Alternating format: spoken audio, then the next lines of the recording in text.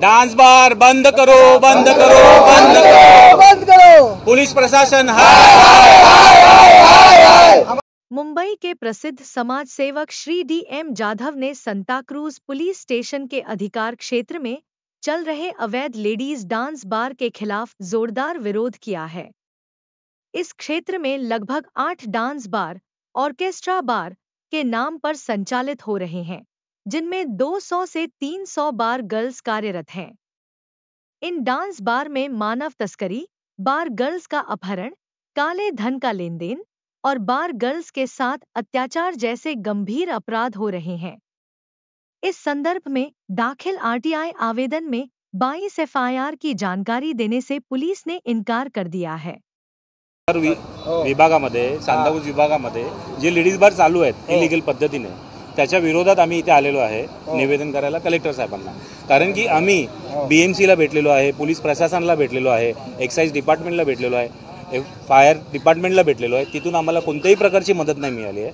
त्याच्यामुळे आम्ही कलेक्टर साहेबांना निवेदन करून त्यांच्याकडून मदतीची आशा आलेलो आहे। कारण की तिथे हा ब्लॅक मनी उडला जातो, परत तिथे ह्युमन ट्रॅफिकिंग होते। जी ह्युमन ट्रॅफिकिंग होते मुलींची, त्या मुली कुठे जातात हे कधीच कोणाला पता नाही आहे।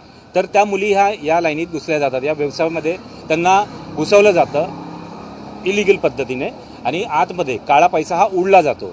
म्हणजे काळा पैसा म्हणजे कोण, ते कोण असतात, बुकी असतात, ब्लॅक कमाई केली जाते। एक व्यक्ती 10-10, 15-15 लाख रुपये उडवतो, ह्याचा काळा पैसा जातो कुठे? मोदींजींनी, आपले माननीय पंतप्रधान यांनी सांगितलं होतं की काळा पैसा हा आणला जाईल। असं जर चालू राहिलं तर काळा पैसा येईल कसा?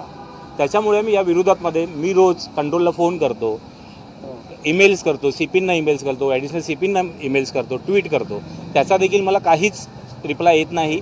आणि हे पोलीस प्रशासन कंट्रोलला गेल्यानंतर, फोन केल्यानंतर ते फक्त तिथे जातात बारमध्ये आणि आतमध्ये बिस्लेटची पाण्याची बॉटल घेऊन बाहेर येतात। तर आमची एकच मागणी आहे की आतमध्ये जर हे असं चालत नाही आहे तर तुम्ही आम्हाला CCTV फुटेज का नाही देतात? जर आतमध्ये गुन्हा घडतोय तर त्याचा आम्हाला तपशील मिळाला पाहिजे, हीच आमची विनंती आहे।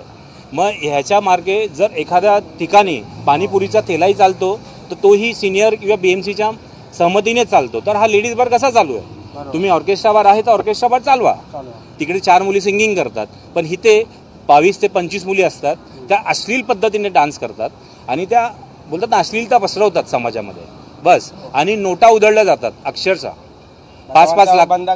बंद करावंच लागेल, कारण की जे बाहेर ज्या मुली ज्या आपल्या फिरतात, बहिणी आपल्या आया बहिणी जे फिरतात त्या ह्या सेफ नाही आहेत। कारण की ते जिथे आलेली मुलं आहेत त्या मुली आहेत जी अश्लीलता पसरवतात, त्या हवसच्या नजरेने जी लोक बघतात आणि तशीच ते बाहेर निघतात। मग हे जे रेप होतात किंवा मुलींची विनयभंग होतो याच कारण आहेत। कारण की आजूबाजूला जिकडे बार आहेत तिकडे लोक राहतात, चॉल सिस्टीम आहे, मिडल क्लास लोक राहतात, कॉल सेंटरला जाणाऱ्या मुली आहेत आणि तिकडे धिंगाणा चालू असतो बाहेर, आजूबाजूच्या परिसरामध्ये खूप त्या लोकांना त्रास होतो।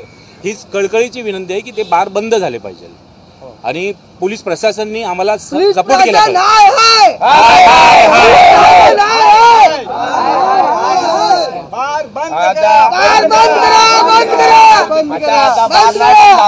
मग तुम्ही काय करणार? आम्ही जर बार बंद नाही झाले हे करून सुद्धा तर आम्ही आमरण उपोषण करू आणि हे बार बंदच झाले। आणि हे वैयक्तिक सगळ्या मुंबईकरांना माहिती पडलं पाहिजे की लेडीज बार हे चालू आहेत। लोकांना ते माहिती नाहीये की बाबा लेडीज बारनी काही प्रॉब्लेम होतो, एखाद्याचं घर उद्ध्वस्त होतं।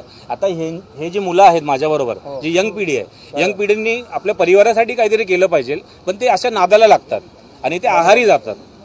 तिकडे पूर्ण आयुष्य बर्बाद झालेली लोक आहेत, करोडोची लोक ही रस्त्यावरती आलेली आहेत, ते लेडीज बारच्या नादाने फक्त कारणीभूत आहे। लेडीज बार रेप घडतात हे लेडीज बारमुळेच घडतात आणि त्या मुली कशा नाचवल्या जातात, त्यांना जबरदस्ती केली जाते का नाही केली जात हेही तपासलं नाही जात।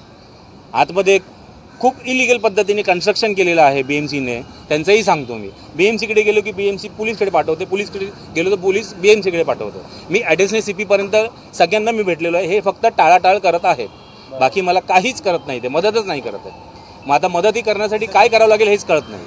आपण आंदोलन करूया आता, आमरण आंदोलन शिवाय काहीच उपाय नाही। जर इथे आम्हाला न्याय नाही मिळाला तर आम्ही आमरण उपोषण करू। पोलीस जायच्या नंतर पोरी लोकांना कुठे जातात? म्हणजे पोलीस लोक गेले मग पोरी कुठे जातात? मग त्याच्या तिकडे काय असतं, एक सिस्टीम असते। पोलीस जायच्या अगोदर त्यांना कळतं कसं मी असं नाही बोलू की पोलीस प्रशासनच हे बरोबर नाहीये. त्याच्यातले काही लोक असतात की त्यांना ती इन्फॉर्मेशन दिली जाते. पोलीस पोहोचायच्या अगोदर तिकडे एक बेल वाजते. बेल वाजल्याच्या नंतर आतमध्ये मुली ह्या लपल्या जातात. त्या पण बंदिस्त रूममध्ये. जर इन फ्युचर तिकडे आग लागली तर त्या मुलींचं काय होईल? जीवाची हानी होईल. कोणी तुमच्या ऑफिसमध्ये आलेला काय विचारायला काय तिथे काय झाला काय? अहो, माझी आयडेंटिटी हे पोलिसांनी सगळ्यांनी माझी आयडेंटिटी ही डिस्क्लोज केलेली आहे. अच्छा. हो. मला हा धमकीचे फोनही येतात. बाबा तू का करतोय? मी हे करतोय फक्त एक चांगल्या समाजासाठी. एक आपल्या जे लेडीज आहेत, आपल्या बहिणी आहेत, आपल्या आया आहेत, त्या सुरक्षित राहावा म्हणून. आजकाल काय घडलेलं आहे, उरणमध्ये काय घडलं, मंदिरात देखील हे घडतं. ते लेडीज बारमध्ये का नाही घडू शकत? आणि यापूर्वी ही लेडीज बारमध्ये बलात्कार झालेला आहे बालावरती. हे FIR दर्ज आहे. हे पोलिसांना देखील माहिती आहे. हे सांगायची काही मला गरज नाही आहे. म्हणून आमची विनंती आहे की ही लेडीज बार हे बंद झाले पाहिजे. आणि इलिगल पद्धतीने चालवतात आणि त्यांना सपोर्ट हा पोलिसांचाच आहे, सांताक्रूज पोलीस स्टेशनचा. तो नाही दिला पाहिजे. आणि मी जेव्हा कॉल करतो तर पोलीस प्रशासन हे मला क्रॉस क्वेश्चनिंग करतं. कारण की ते गुंड प्रवृत्तीचे लोक चालवतात, तर त्यांना ते विचारू नाही शकत. म्हणजे हप्ते बांधलेले आहेत त्यांचे. एखादी गोष्ट जर 6 महिने कंटिन्युअसली मी फोन करतोय, ईमेल करतोय, ट्विट करतोय, तर ती का बदल नाही होत आहे? ॲटलिस्ट 1% तर बदल झाला पाहिजे. तर ती बदलच नाही होत. तर काय करावं? म्हणून मी कलेक्टर साहेबांशी निवेदन घेऊन आलो की आता आम्ही पुढची वाटचाल काय करू बस. आणि आम्ही निदर्शन करायला आलो म्हणजे काय, आम्ही धिंगाणा करायला नाही आलोय. आमचं मत मांडायला आलोय. आणि हे जे माझे जे सहकारी आहेत त्यांना घेऊन आलो की त्यांचंही तेच मत आहे, पण त्यांचं प्रतिनिधित्व मी करतोय. आम्हाला समाजामध्ये चांगला समाज पाहिजे आहे की उद्या माझी बहीण किंवा तुमची बहीण पकडा, ती अपरात्री ही व्यवस्थित घरी आली पाहिजे. आपल्याला तेच पाहिजे, बाकी काही नाही पाहिजे. हे असं चालू असेल तर ते नाही होणार. असे गुन्हे घडतच जाणार. जर गुन्हा कमी करायचा असेल तर लेडीज बार हा खूप मोठी गोष्ट आहे. बंद करावाच लागेल. प्लीज प्रशासन हाय हाय प्लीज प्रशासन हाय हाय डांस बार बंद करो डांस बार बंद करो आपले माननीय आपले जे आबा पाटील RR पाटील जे या नाही आहेत हयातीत, त्यांनी हा डिसिजन घेतला होता 2005 मध्ये की लेडीज बार बंद करावेत. तर बंद झालेले आहेत. तर हे का चालू आहे? आणि तुम्ही ऑर्केस्ट्रा बारच्या नावाखाली लेडीज बार का चालवतात आहेत? काय मला कळत नाही. की हे मला खोटं ठरवलं जातं. आमच्याकडे व्हिडिओ आहेत, सगळे आम्ही व्हिडिओ ट्विट करतो. ते पाहून सुद्धा त्याच्यावरती रिप्लाय नाही देत. लेटेस्टचे ज्या दिवशीचे मी कंप्लेंट केलेली आहे, कंट्रोलला फोन केलेला आहे, त्या दिवशीचे व्हिडिओ देखील ऑफिसरला मी पाठवलेले आहेत. तरी देखील ते नकार देतात. म्हणजे काय बोलायचं? बोलतात आमच्या इकडचं नाही आहे. मग कुठे चालते तिकडे बंद करा. मुंबईमध्ये आम्हाला मुंबई ही सेफ पाहिजे. मेन गोष्ट काय, मुंबई ही सेफ ठेवा. आजकाल मुली ह्या मुलाच्या बराबरीने पुढे चालल्यात. तर त्यांना सेफ नको वाटावं का? तर त्यांना सेफ वाटलं पाहिजे. जे RR पाटीलनी जे बंद केलेलं आहे ते बंद ठेवा. आम्ही कुठल्याही पार्टीबद्दल काही बोलत नाही. फक्त आम्हाला बार हा बंद पाहिजे. तो कोणी कसा सपोर्ट करता ते आम्हाला नाही माहिती. कारण की सपोर्ट शिवाय हा लेडीज बार चालू नाही शकत. हे मुंबई पोलीस हाय हाय